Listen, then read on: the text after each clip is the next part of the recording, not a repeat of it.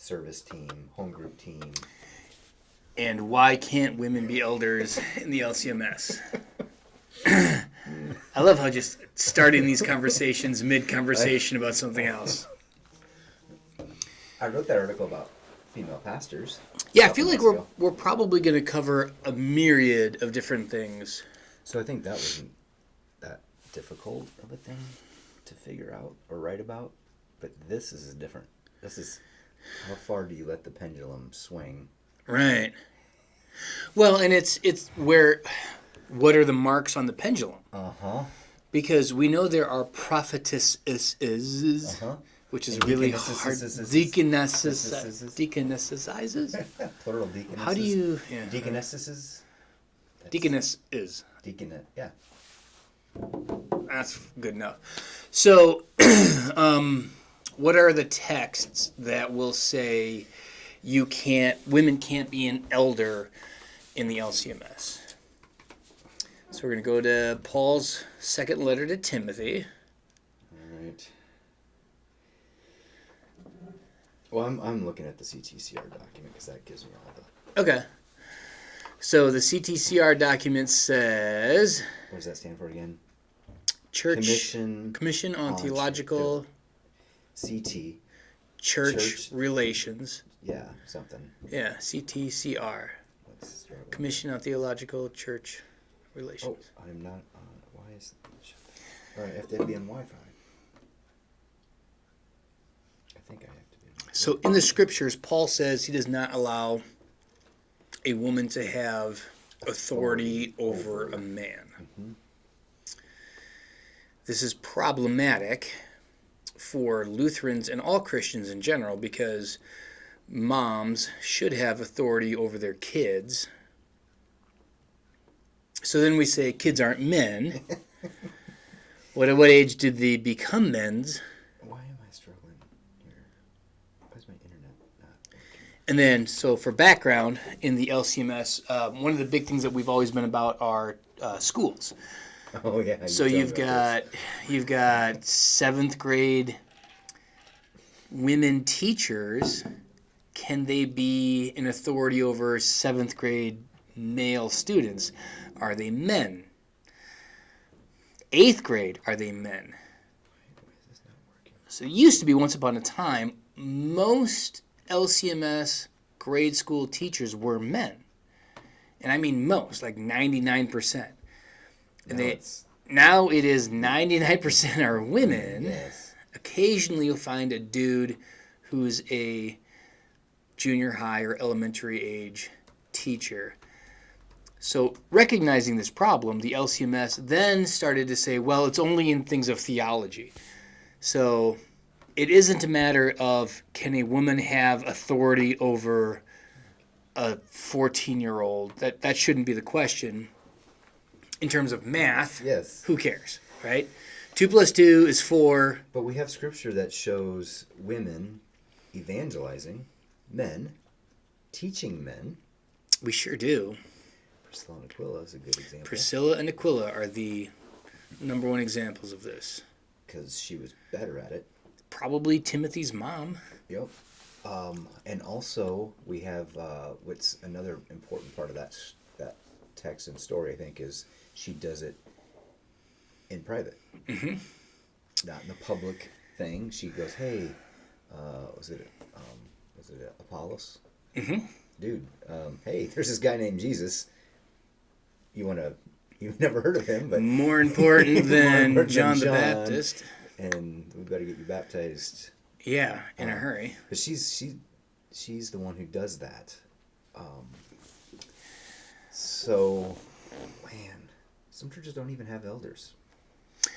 So this is the next question is, what is the proper structure of a church?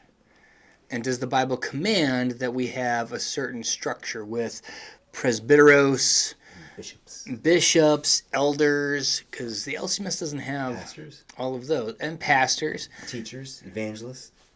So the New Testament. How much of this is adiaphora and how much of this is not, right. Which is always a hard. Right. This is a harder one. Right. I'm going to start with my Like answer was I don't know is the answer. But I think there's a great way to move forward with the answer I don't know, which is kind of what we have, which is not a real authoritative structure where we've got this group is in authority over the pastors. Because, I mean, the traditional LCMS structure is that the elders are the boss of the pastor. And that's not how it's currently mapped out in our church. In our church, we have a council that is an overseer of policies. And it is the pastor's job to enact or enforce those policies or meet those policies. So it's like policies which do not have sex or gender. they're things that are written down. The council, which speaks as a whole, and the council does not have a gender, even though there's men and women on it. There is no person on the council that can say to any pastor, you need to do this or stop doing this. So we've removed all questions of gender, including the elders. The elders are a very important team in our ministry, and they do advise me, and I take their advice probably 90% of the time. And I would say 5% of the time that I don't, I'm wrong, and 5% I'm right. So LCMS says no. not exactly. Well, No, in Resolution 3-08. Are you impressed? I know this off the top of my head. yes, I am impressed. And I believe that is, so if you Google LCMS 3-08, I want to say 1996, but I'm not entirely positive on that. You'll see a resolution that was very interesting. All right. So it's 3-08? Yeah. It might be 3-08A. I'm just going to look at this. Yeah, delete the 1996 because it may not have been 1996. This is a 2019. So maybe this is. No, that's too late. If it's not in the 90s, it's in the early 2000s. Well, I found another article that says no, but maybe not. If it's divinely appointed versus man-made is a distinction, but that I don't know if that's. No, there was a resolution that included language about elders in the LCMS, and I'll then take your word for it. And then specifically, they tried to then say that there was an amendment floated that said women cannot be elders, and that amendment was defeated. So it's one of those things where. In convention, what is said is important, but what is refuted and not recorded is almost more important. Yeah, let me see if I can search for it quick. Give me your thoughts, and then I'll search for this quick. I think the thing that they always come back to on this is their confusion about the public office and are they publicly administering the sacraments. How did you not find this immediately? Well, something's going off on my computer. I don't know. So I think as long as you're not messing this up, because I know another congregation that originally was going to have, they don't have elders, so they have worship assistants. Mm-hmm. Okay, that's a man-made, not divinely called position in the church. As long as you're not confusing it with the role of public office of ministry, that's fine. Men and women can both serve in that capacity. That's what they came down on that. So, the fact that this church has elders, and that is a divine office, that's where it gets stickier, I think. Mm-hmm. And I don't know. What does the elder do? I think that's kind of what it comes down to. Are they like in the scriptures where they go out and feed people? Help the widows and the orphans and the poor? That was the primary role of those elders. Mm-hmm. Maybe not ever even teaching biblical. Maybe just care ministry. Doing stuff so the pastor doesn't have to spend all his time doing that stuff. He can focus on word and sacrament. So what role does the elder play in the church now is another question. Right. I'm not used to having a church with elders in the first place, so this is a new thing for me. So one of the things too is I think we read into historical things our current cultural context way too much. Yes. So if you read into, and I just had lunch with a dude and we talked about this, it was so great. If we read into their culture through the lens of our culture and assume patriarchy, misogyny, all of this kind of stuff, we end up with the wrong picture of what was going on. And this frustrates me right now because, in our culture, women, men, all of this contentious relationship, you go to Africa and they look back through their lens, and I'm not saying their lens is right, I'm saying they have a lens. Mm-hmm. You look back through their lens to us and you go, they would say, American men treat their women like garbage. Yes. They expect them to work. They expect them to not stay at home with children and not do all of these domestic things. They ask their men to do women's work. How dishonorable And all the is research that? on this, psychologists and sociologists, those countries will, on the surveys, will be the least sexist countries in the world. Mm-hmm. Why? Because they don't think it's a problem. Right. The most sexist country in the world on those surveys is Sweden. Mm-hmm. Which, in that other framework, is probably the least sexist. Right? So, it's like you say, what lens are you bringing to the problem? Mm-hmm. And does the scripture speak out? And what does scripture say? And like you say, the early church gets a say. The early church gets a say, which was also another part of this conversation. It was with David. Oh, yeah, great. David and I are going to have lunch once a month as I shepherd him through a liberal seminary degree. Yeah. Is he going? I don't know, but liberal, he's trying to describe to me something. I went, JDEPQ? And he was like, yes! And I go, yeah. What is that? The alternative... for the Old Testament? Old Testament and the New Testament. Yeah. Okay. Yeah. At any rate, Google that. Google gospel and Q and go down a rabbit hole of liberal nonsense theology. Yeah. But anyways, so trying to understand what was taking place then versus what takes place now is really a challenge of first understanding our cultural context, understanding their cultural context, and then understanding those things that bridge and are above cultural context, because that's also a thing. Men and women biologically are different regardless of culture. Mm-hmm.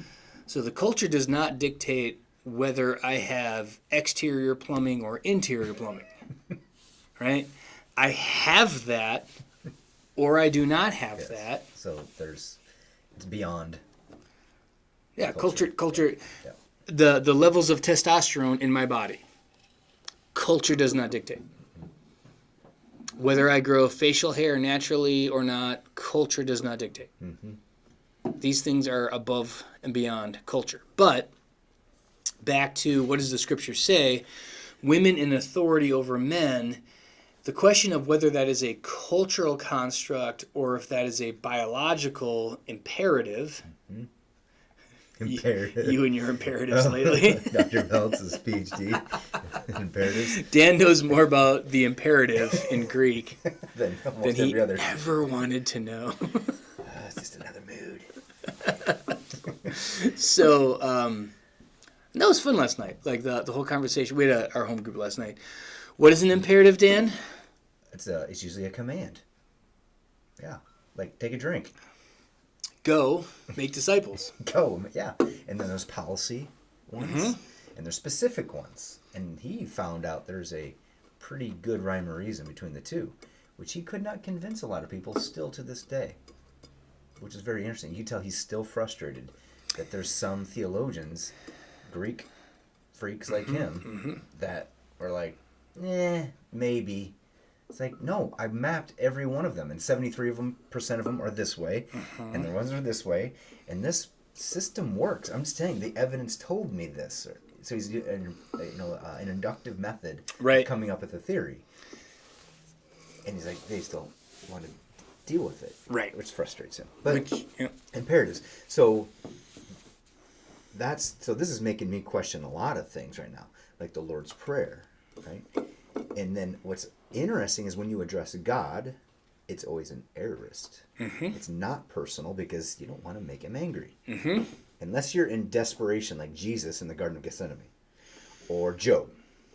Those are the few exceptions where they're like direct address to God, not an aorist, which is more on the action rather than the connection with the person. So for whatever. But anyway, we're talking about this last night and everybody else is... having their own conversation. They were. You know what they were doing? No. They decided to do the telephone game. So somebody say, like, what's an aorist? And then they go, pass it on. And they go all the way around. And that's what they were doing when we were talking. Not good. Yes. This is why pastors break home groups. Yes, we shouldn't. That's why we should never be in one. But, yeah, so... blah, blah, blah, blah, blah. Back to the question of, is it a biblical imperative... Is this a policy type command? That women are not in a position of authority over men? I feel like the best answer is, I'm honestly not certain. And it's a good thing then to design things that avoid the uncertainty. So if I'm uncertain whether... this water will kill me if I swim in it, it's a good idea to devise a plan to either walk around this water or build a boat to go across the top of this water versus swim through this water. And I could be wrong. I could look at it and go, that water is harmless, get in it, kills me. Or I could say that water could kill me, get in it, it's harmless. But there's also this third way of let's get around the water. And that's kind of what a lot of churches have worked to do is say, let's get around this water that if touching or drinking will kill me, find a different way. And that is to say our elders do not have direct authority over the pastoral office. And the council has some level of authority over the pastoral office, but no individual. So a group of people do not have sex and gender. So if we say there's a mix of men and women on this team, but there is no one person who can say something, they vote and together they say with one voice yes or no. I can't say the men or the women. I have to say the council. Which I can see why then some people would have a policy-based governance is sticky for them. Because like, no, I am the shepherd. I am the overseer. I am the king? Is that a thing? If you are a person with no accountability, it goes horribly wrong.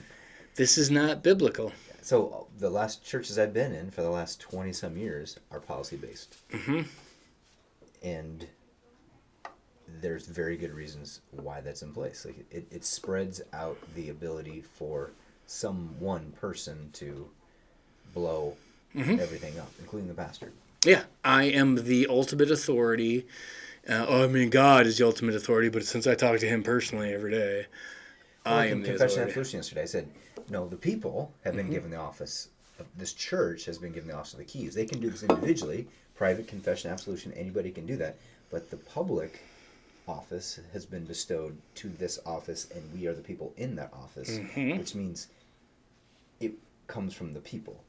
Yes, absolutely. And so people are men and women. Yeah, and we've said this as a where does the office of the keys lie in the congregation? The congregation does not have sex and gender. It is men, women, boys, girls, and anything that you can imagine in between. If you so choose to imagine there's in between, that's the congregation. They call a pastor, and ultimately, they are the ones who are the overseers of the pastor. Because who decides that the pastor is teaching something that is false doctrine? The people. Ultimately, it's the church. Yeah, the people. Because even if the elders are like, pastor's teaching stuff that is not cool. Okay? The elders can't uncall or discall or kick out a pastor. It's going to come by congregational vote. And that vote, most of the time, is men and women. There are a very few number of churches in the LCMS who are still only men can vote. And in some ways, I kind of respect that. I told you how my mom got it undone. Because she was the spiritual leader of our household, so I need to have a vote for our family. And they let her. So when I say I in respect that, is because they're being consistent. Mm-hmm. Now, I think they're being consistently wrong, but at least they're not deviating from their thought process to be semi-right and semi-wrong in other places. They're being all wrong or all right. And I think they are all wrong. They think they are all right. I respect that. They're just wrong. And that's fine. I'm reading this forum of people talking about this. It's kind of interesting. Yeah, so I pulled it up. This is CTCR review of 2005 Task Force Guidelines for the resolution 3-08A. This is such dork talk. But what it said was that women may not serve in the office of pastor nor exercise any of its distinctive functions. And 2, that women may serve in humanly established offices in the church as long as the functions of these offices do not make them eligible to carry out official functions that would involve public accountability for the function of the pastoral office. In other words, it tightly defined restrictions on sex and gender to the pastoral office and the functions of that pastoral office. So it gets interesting. So can women then, and I think we've had this conversation before, but can women distribute the elements in the Lord's Supper? That's what I'm reading about right here. If this is a thing, and so here's my opinion, if it's a thing that pastors can do only, then only pastors can do it. Unless they give the authority to someone else. But then not only pastors can do it, because the someone else is not a pastor. Historically or typically you'd say, elder, go visit this person. You have my blessing to deliver the Lord's Supper to them. And that elder's not a pastor. Exactly. Nobody scratches their head and goes, I think that elder's a pastor now. No, they're not. They're an elder. Like, they didn't magically jump some weird shark and become pastor. They're an elder, and the pastor said, you can go do this thing because I give you authority to do it. We've done that since I've been here, have we? I've done it a few times. Let a few elders do that. Yeah, there's been specific cases where I'm like, I'm out of town. There's this group. Like, specifically, there was this cool opportunity for a group of women who wanted to have communion at this little gathering, and I was like, that's cool. I'll be in Minnesota. So an elder took them communion by my authority. And so what we're saying is, if not a pastor can do it, then not a pastor can do it. Well, we'd also say what's good, right, and proper. Right. And that no matter how jacked up the person is, the sacrament is still efficacious. Mm-hmm. So that kind of...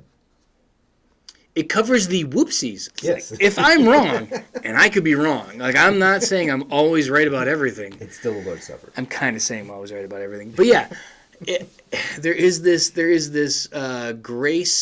gray area coverall that says, yeah, listen, if and when you really screw things up, grace abounds. Mm-hmm. Good. Yeah. As I was told once, more than once, well, even God can use an ass to speak his truth. Yes. Balaam's ass. Mm-hmm. Ouch. Nicely done. But this is not at all where we had intended to go. I just came don't up. know, Luke. So can women be elders at Living Faith? Technically, the answer is yes. Practically, the result is there's a lot of dudes on elder, and I don't think there's a lot of women who want to be elders. So there's a chance. There's a chance it could happen soon. There's a chance it could never happen. Mm-hmm. I don't know. Well, so I'm trying to get very specific. Who are women that would be right? But almost every one of them seems to be very like, nope, I am not going to have authority over men in this church. Right? Because that's what it says in Scripture, so I'm going to go with that. And so then it's like, okay, like you say, who's going to do this then? Right. It's almost like those who are most qualified would themselves disqualify themselves. Yes, that's exactly right. So maybe this is just a fruitless exercise. and so also elders, I think, need to be ready and prepared to step off of elders when that needs to happen. So if elders are here to advise the pastor, every pastor is going to need different advising. I need elders to tell me I'm an idiot. I need elders to be like, well, that's a stupid idea, and don't do that. Or that I need a certain kind of an elder. And if there are no women in the church, but you don't need to have an elder to get advice from, right? So I wrote that article about women pastors, and I specifically went to some of the young women in the congregation and said, please read this and give me some feedback, because I can't think like you. So I'm interested in what you're saying. I think Pastor, what's his name over at Hope, Householder, like, he's been very overt, like the gay and lesbian community. He has an advisory group of them to talk to him about those issues, which I think is smart, very smart. So this idea of what's the scripture? Many advisors, wise counsel. You should have a lot of people helping you out. Some proverb somewhere. Sounds like Moses and his father-in-law. Well, no, it's a proverb. Many counselors. Yeah, here we go. Bible verse. That would be Proverbs 11:14 and Proverbs 15:22 and Proverbs 24. Yeah, it's in there a lot. Where there is no counsel, people will fall, but in a multitude of counselors there is safety. Without counsels do people fall, and deliverance is in a multitude of counselors, right? Without counsel making void of purposes in a multitude of counselors, it is established. So Scripture is encouraging you get many voices. I'm finding myself agreeing with Scripture. Typically. Which is good. Yeah, good. That seems like I concur. Scripture in this case is right. So that's the other interesting thing is what is the role of the elders in this church specifically? Because I know it's not the same in every church. So is it just to help with the public administration of the sacraments, help with the service? Is it to actually go out and care for people, congregational care? Is it teaching? Is it evangelizing? Is it service? Is it... I think we have all of those people, all the different elders that are more geared to each one of those things. Yep. But we don't have a definition of it, right? Of duties of the elder. Oh, we do. Oh, okay. I didn't know. And it's more Does one of them own a firearm? Yeah. One of them is, I think, own and be proficient with a firearm. I can't. If I got out of this patch, I think I couldn't be an elder. No, anybody can buy a gun. Just ask Biden. You can just go to a gun show and buy a nuclear warhead. Because that's what Biden said you can do. I brought that up in Bible study. Did you really? On Romans 13. And I'm joking. Relax. No, I said if I could go down to the Walmart and get a nuke, do you think that would be an appropriate thing for me to be able to do? And everybody should say, well, that's no. No. We don't want one person to have the button. That would be crazy. Okay, so there is a limit, right? There's at least an upward limit. There is one person who has the button, and he may not be able to spell his own name right now. Kidding. I'm still kidding. Relax. Putin? Yes, Putin. I was talking about Putin. I think he's figuring out a way to make sure he never goes out of power, right? It's trying to pass a law that he essentially can't. He's already rigged his last 3 elections. And I just keep winning. It's weird. It's weird how that happens. But yes, it is, I think, important to recognize that different pastors need and the elders, in my opinion, it's this weird relationship where they're there to serve the pastor, But in a lot of ways, it's a service that is to keep in check, to, like I said, tell me I'm being an idiot, be like, no, you've got this one wrong. That's what I need from an elder, which is almost saying, in service to me, be an authority over me, but I have to be willing to be the one to be like, okay, so listen, I've got 9 guys in the room. So your decision this last week, you're willing to take the entire bullet, aren't you? Yes. Yeah. Even if all of your elders said, baloney, Luke, we're not going to go mask optional the second service, and you decided to go for it, ultimately, it was your decision. Yeah. And you are willing and able to take on that heat. And I won't even say what the elder's opinion on this is. No. But yeah, so there is... Because you are at the top. Yeah. I don't care. It doesn't matter. I mean, you could have... But the buck stops somewhere. Well, and this is a problem with church hurt and church politics, which are no good ever. But this is how... You will err. This is how church politics happens, is a group of people make a decision. And it's a nebulous group. But, like, let's say the elders voted we're going to go mask optional, which did not happen. But if the elders voted and you are strongly opposed to this decision, now you're opposed to the elders? Okay, well, let's say 3 of the 9 elders voted against going mask optional. You're not opposed to those 3. So now you got to figure out which ones you are and aren't opposed to. And now what you got to do if you're going to advance this thing in your agenda is to recruit other elders to your side or recruit new elders to join your side to get elected and appointed. Sounds like politics. This is politics, right? Whereas if I go, this is on me. You've got 1 email to send to me, not 9. I'm really happy that you said that. Yeah. Yeah. You don't have to talk to Dan. Am I assistant pastor? You're an associate. Associates. Yeah. Which is better than an assistant. Well, I was like, what is the difference? I started reading on You get to vote. I said, okay. I thought one was like more work or something. Listen. I felt like I got the more work one. For a long time, we've expected very little out of you in terms of work. Exceeding expectations.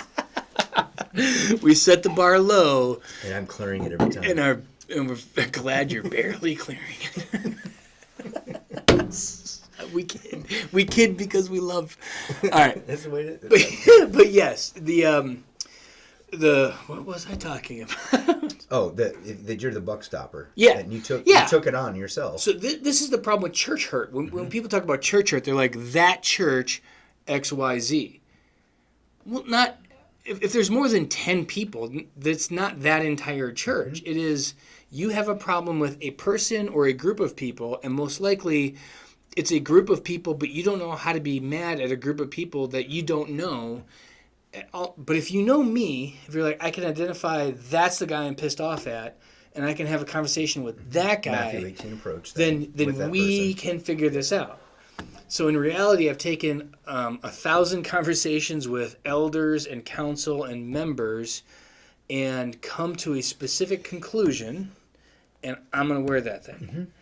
And yeah, I've had communication from both sides, if you will.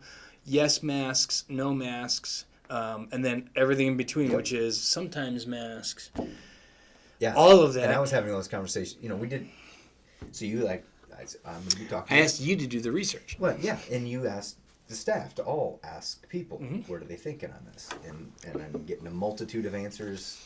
And I'm speaking primarily the ones who are the shut-ins or the ones who haven't been able to come to church. So, and got a multitude of responses there too. Most of them were like, well, let's go to 9 o'clock. Yeah. Let's go to 9 o'clock, and I know that one's going to be fine, and that's what I'll do, and that's okay. And there's a few people that are like, nah, I think I'll just not come now. I'm like, well, we don't want that. And so it's political. So I would say transitioning to the decision we made to go mask optional at second service.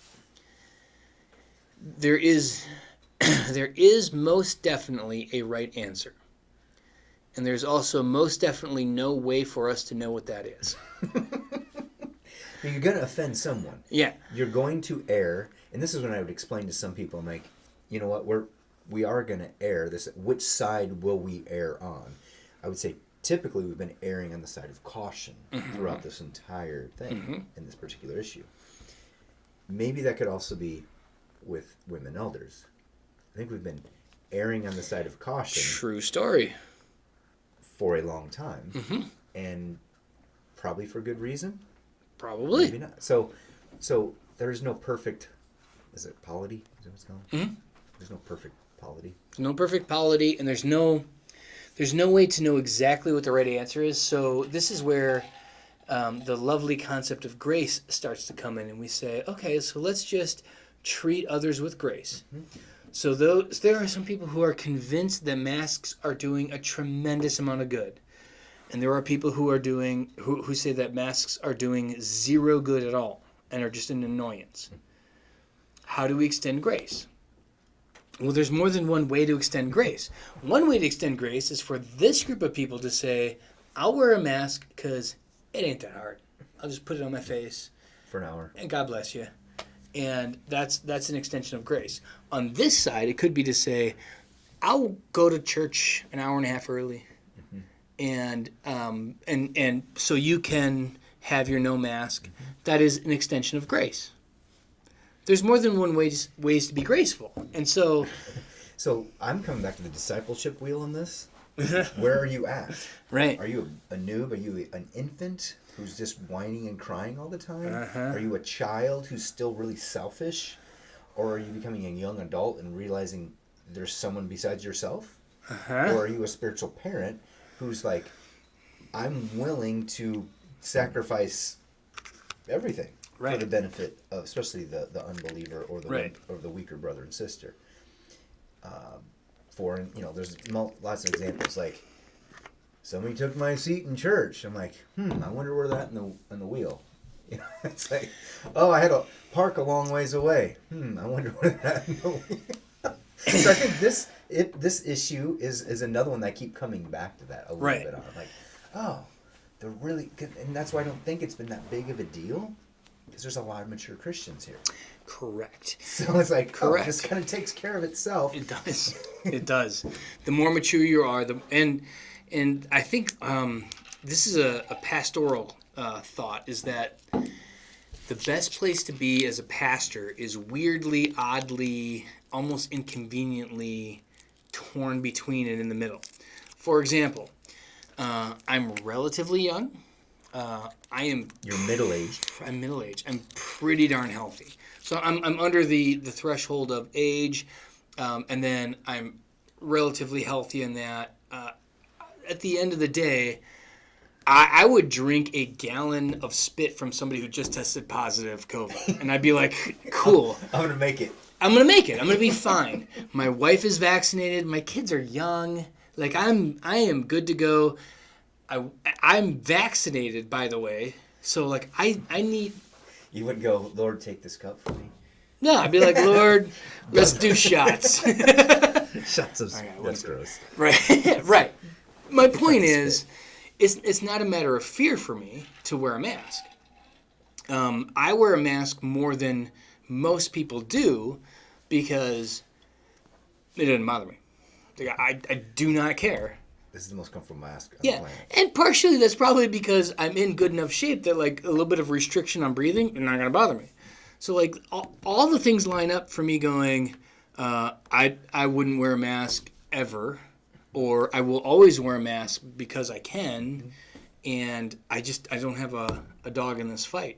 I don't have a horse in this race. I'm okay with whatever. Well, it's interesting. You get in a group of people, and you're I don't know, meeting somewhere in stores or at a restaurant or whatever, and people will ask, do you want me to wear my mask? And everybody's like, let's make out. Like, we're good. I'm good. Well, spit in my food. It happened yesterday. We had a meeting in this room, and somebody's coming in, and we're all like, they don't like, do you want us to? We're all ready to. And so it's like you're feeling each other out in that moment, and the grace abounds.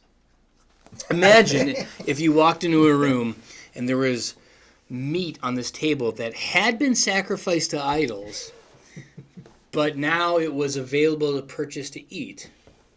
Would you eat meat sacrificed to idols? This is the question that Paul had to deal with after Jesus' resurrection. Like, this is a real thing of, on the one hand, the Gentiles are like, yeah, why wouldn't you? They did a thing to a pretend God who doesn't exist. Ooh. It's like eating kosher food. Like, will I eat a kosher sandwich? Heck yeah. It's really good. Yeah. Give me a pastrami sandwich on rye? Absolutely. And if the rabbi blessed it or not, Yeah. it's still going down my gut. But it's kosher, meaning a rabbi and Jewish faith and all. You don't believe in that? Nope, I don't. I do believe it's delicious, so I'm going to eat it. Okay, meat sacrificed to idols. Is this a problem? Paul goes, no, not at all. Not a problem. Unless it However, burns. I won't, because it could cause somebody else who really is like, oh, man, you can't eat meat sacrificed to an idol, because then I won't. Yep. Like circumcision. Do you Drink a beer. have to be... Circumcision's my favorite. Because The you imagine circumcision party. you've got... That's political. Here's how I always see it is, it's political. You've got Paul wrote the New Testament, Paul, right? Like the figurehead, and he's got his youngster right next to him, Timothy, who's like, we're going to do this for Jesus. And the two of them are just kicking butt and taking names, and there's this controversy. The Jewish people who've become Christians say, you should definitely be circumcised. Gentiles are like, no. Grown-up Gentiles are like, no, not happening. So there's this controversy, and they come to the conclusion, okay, you don't have to be circumcised to be a Christian. And I imagine Timothy going, that's really good news. So I don't have to be circumcised to be a Christian, so I can pastor this church in Ephesus. And then Paul looks at him and goes, here's the thing. There's a lot of people of the circumcision party in Ephesus. It'd be really good if you were circumcised. No, you gotta be kidding me. But we just... And so Paul circumcised... marriage. Yeah, Paul circumcised Timothy. So Paul said, I won't eat meat sacrificed to idols because it offends some people. Yeah. I will circumcise Timothy because it offends some people. I will wear a mask because it might offend some people. These are one-to-one correlations. This is not a stretch. This is not theological gymnastics. Could not be a closer one. Elder. And now we get to this point of the same thing. Is there a compromise? So this burden. Well, for us, we have. Let's stick with masks for a second. The mask compromise is, if you are firmly entrenched in masks are super important, we're working hard to accommodate that. Mm-hmm. If you are entrenched in the masks should be optional and we don't need to do that, we are working to accommodate that. Mm-hmm. Can we make this accommodation, this compromise in Christian love? Yes, we're currently doing that right now. Mm-hmm. Same thing with circumcision. Do you have to be circumcised? Do you not have to be circumcised? Is there a way to compromise? And will there be people who are uncomfortable? Super uncomfortable in the process? Yeah. Timothy would raise his hand. I am uncomfortable being circumcised as an adult. No bueno. Do you have to be... I'm trying to just Google this real search. There was a point in the military required it, right? In the past, maybe. I think you're right. I don't think you don't have to now. I don't think. No. But there was a time, I think World War II time, and before. I'm just reading some stuff. Yeah, I don't know. That'd be interesting if somebody's in the military if they know that history. I would love. Whatever the answer is, I want to know it because it's super intriguing. I'm not finding anything, the internet's whatever, but it would be interesting to talk to somebody who has like some knowledge of this, right. Like a recruiter or somebody. Right.